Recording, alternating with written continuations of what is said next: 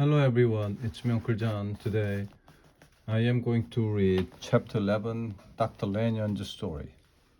On the 9th of January, 4 days ago, Dr. Hasty Lanyon, received a letter in the evening post. My name and address on the envelope were in the handwriting of my old school friend, Dr. Henry Jekyll. I was surprised by this because we did not often write. We met often for dinner, and I could not think of anything important enough for a letter. This was the letter. Dear Lanyon, you're one of my oldest friends. If one day you ever say to me, Jekyll, my life, my good name, my mind are in danger, I will do everything to help you. Now, Lanyon, my life, my good name, my mind are all in great danger. If you don't help me tonight, I am finished. I ask you to do this after you have read this letter. Drive straight to my house. Paul, my servant, is waiting for you. He will take you to the door of the room above my workroom. I want you to go in alone. Open the cupboard with the letter E on the left. Break the lock if necessary. Pull out the fourth drawer from the top. Inside it, there are some chemicals, a bottle, and a notebook. Please take the drawer to your house. At midnight, please be alone in your office. A man will come. Give him the drawer. That's all that I ask you to do. 5 minutes after that, you will understand how important this is to me. I do not believe that you will fail me. I'm sure that you will do this. With all my thanks, H.J. I was sure that the doctor was mad, but until that was proved, I had to complete his request. I got a taxi and went immediately to Jekyll's house. The servant was waiting there for me. He too had a letter with his orders from Dr. Jekyll. The cupboard with the letter E on it was not locked. I took out the drawer, covered it with a cloth, and brought it back to my house. When I was home again, I looked at the things in the drawer. They were what Jekyll described. But it soon became clear that the chemicals were prepared by Jekyll and not by a chemist. I opened one of the packets and found something white. It looked like salt, but it wasn't. I next looked at a small bottle of blood red liquid. I opened it, and it smelled very strongly. I could not name the smell, but it was very unpleasant. There was very little in the notebook, except dates. There was sometimes a word or two after the date. Double is an example, and once all in the list completely failed. I could only guess their meanings. How did these things help me to do anything for the life and good name or the mind of the doctor? It looked like the work of a madman. And why couldn't Jekyll's messenger go to Jekyll's house and get these things? I thought. Why did I have to go for him? I sent my servants to bed, and at midnight I was waiting alone in my office with the drawer and a gun. There was a quick, quiet knock at the door. I opened it. I found a small man trying to stay in the dark shadows. Are you from Dr. Jekyll? I asked.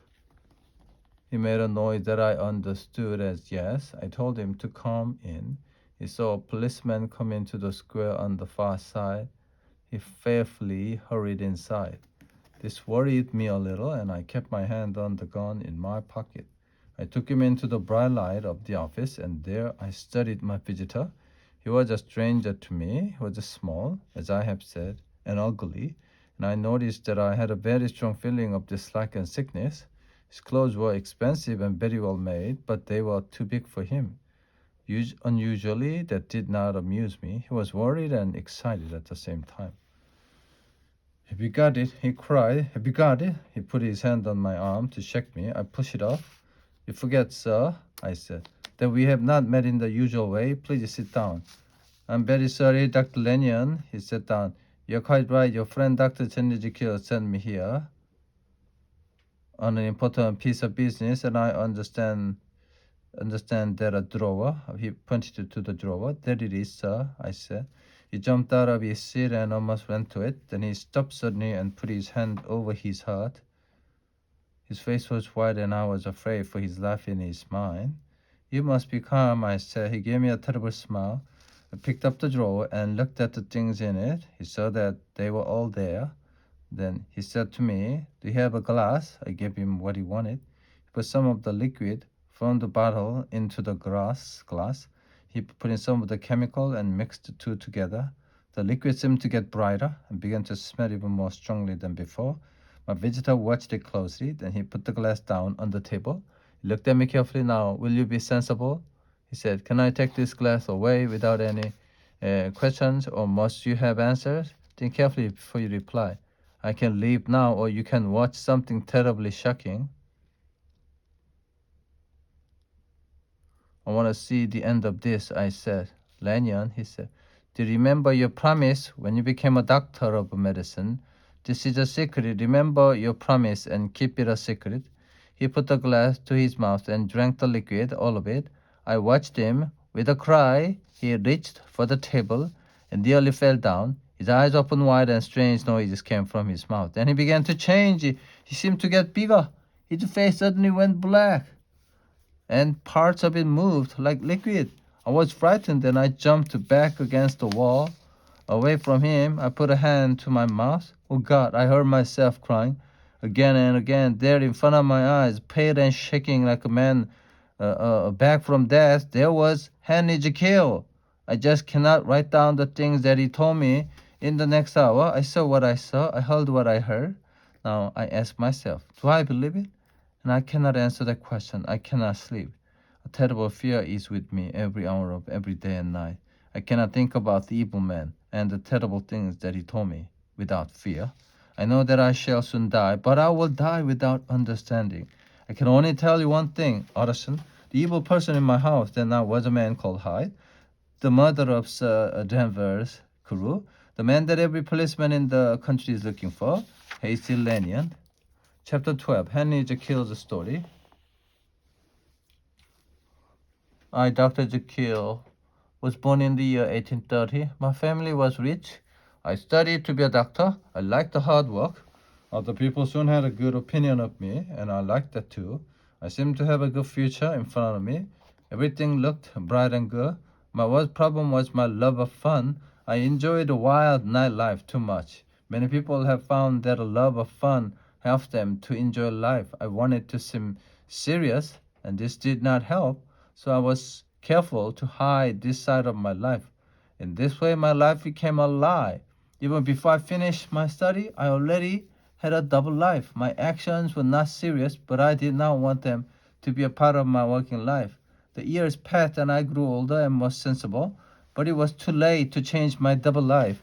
And then through my scientific study, I learned something important. I learned that has two sides, a good side and an evil side. I knew that this was true of me. I was honest about it. As a doctor, I tried to learn more and to help sick and suffering people.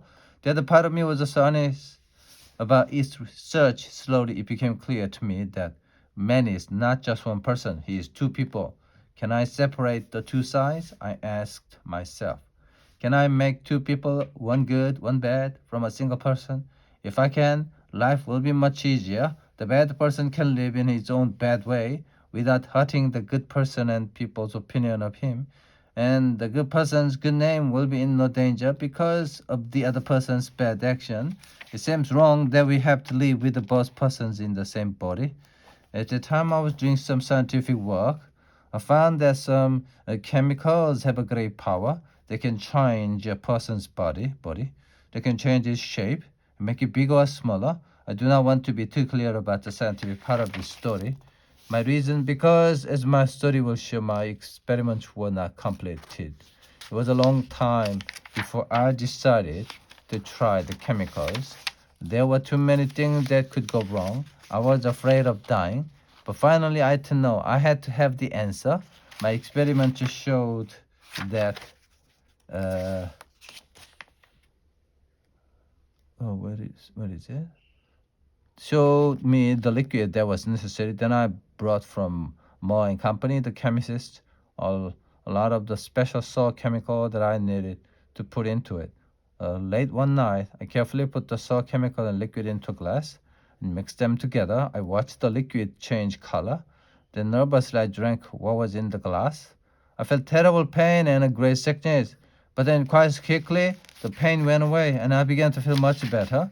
I felt younger, lighter, happier, and free in my body. My mind felt free too, but I knew immediately that I was more evil than every other man on earth. How did I know this? I do not know, but it was a wonderful feeling, like the taste of the best wine. I looked down at my body. I saw immediately that I was smaller than before. There was no mirror in my workroom then.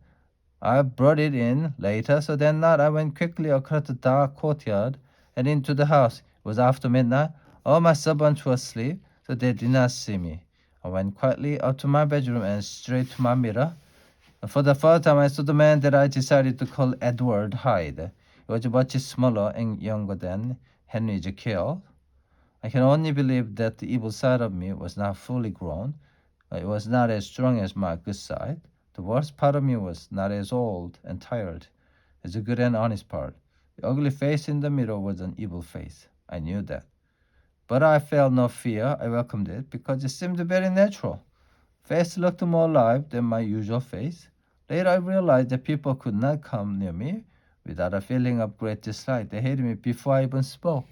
This is probably because they have never met a man like Edward Hyde. He's a man who is all bad, all evil, I told myself. Most people are good and bad. Now came the next part of my experiment. I returned to my workroom and prepared the chemical again and drank it. Once again, I suffered this terrible feeling of change, but I soon had the face and body of Henry Jekyll. That night, my life changed forever. The experiment was a success. And from that time, I was two people. One was Edward Hyde, a man completely evil. The other man was dear old Henry Jekyll. As time passed, I felt a greater and greater need to escape into the younger, more exciting body of Edward. And it was so easy. I only had to drink the liquid. There I was, in my new life. I prepared everything carefully. As Hyde, I took the house in Soho and employed a woman. She looked after it and asked no question. Jekyll described Mr. Hyde and told my servant, Mr. Hyde can use my house in the square when he wants to use it. I visited the house 2 or 3 times as Mr. Hyde, so there was no mistake. His visits became quite usual. At times, Henry Jekyll was shocked and frightened by the things that Edward Hyde did, but only Hyde did wrong. Jekyll was not worse than before the experiment. He often tried to correct the wrong things that were done by Hyde.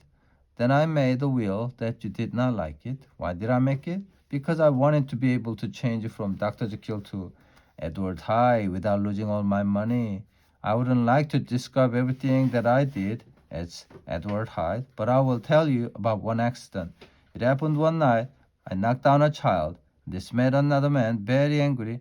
I saw the man the other day. He is your friend. The child's family were very angry too. For a time I was afraid that they wanted to kill me, but Edward Hyde calmed them. He brought them to the workroom door and gave them a check from Henry Jekyll. But most of the time, everything seemed perfect. If I was in trouble, as Hyde, I only had to escape into my working room through the door in the narrow street. I only needed a minute to make and drink the liquid, and Edward Hyde disappeared.